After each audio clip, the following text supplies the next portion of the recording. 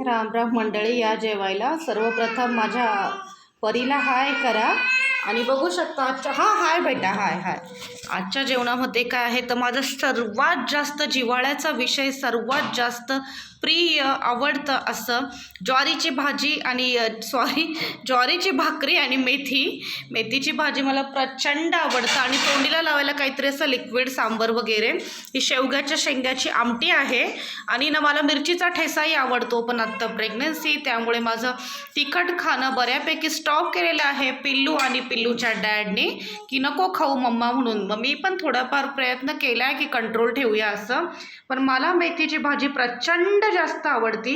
आणि ही ज्वारीची भाकरी आहे, ही विकत आणलेली आहे, जे 30 रुपयाची एक मिळते.